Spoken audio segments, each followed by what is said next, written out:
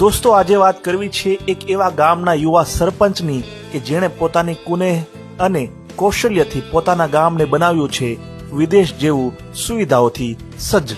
તમે હાલમાં જે ગામના દ્રશ્ય જોઈ રહ્યા છો તે ગામ છે રાજકોટ જિલ્લાના ધોરાજી તાલુકાનું આદર્શ ગામ એવું જમનાવડ। જી હા, સારા રસ્તા, વીજળી, પાણીથી લઈ એવી તમામ સુવિધાઓ આ ગામમાં છે કે જે મોટા મોટા સિટીઓમાં પણ નથી હોતી।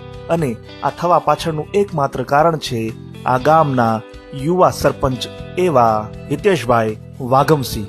હવે તેમની પાસેથી જાણીશું કે તેમના ગામમાં કઈ કઈ સુવિધાઓ છે અને કેવી કેવી વ્યવસ્થા છે। મારું નામ વાઘમસિંહ હિતેશભાઈ હરિભાઈ છે। હું ધોરાજી તાલુકાના જમનાળ ગામનો સરપંચ છું। જમનાળ ગામમાં વિકાસની વાત કરીએ તો આપણે જમનાળ ગામમાં એન્ટર થતાં જ બગીચાનું નિર્માણ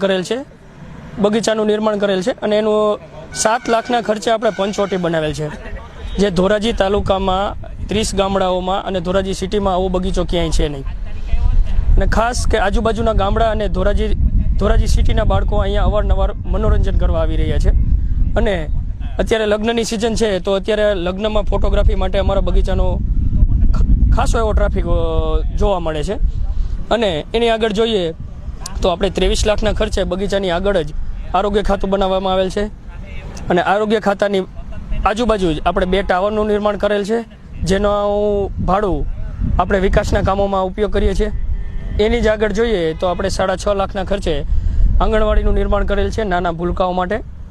એની આગળ જોઈએ તો આપણે ગ્રામ લોકોને માહિતી પૂરી પાડવા માટે શેરીએ લાઉડ સ્પીકર મૂકવામાં આવેલા છે।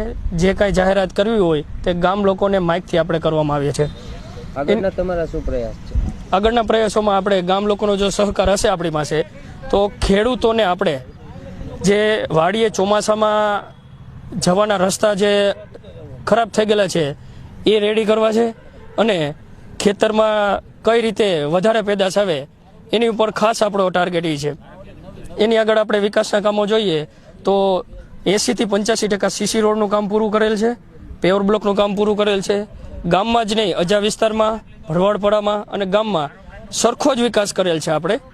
એની આગળ આપણે જોઈએ તો આપણા ગ્રામ પંચાયતના કર્મચારીઓને માળીને, પાણી પુરવઠાવાળા વિભાગને, હેલ્પરને અને વીસીને 5 લાખ રૂપિયાનું કવચ આપેલ છે, જે સરપંચશ્રી તરફથી આપવામાં આવેલ છે, જે ધોરાજી તાલુકાના 30 ગામડાઓમાં કે ધોરાજી સિટીઓમાં કોઈને આપવામાં આવતું નથી।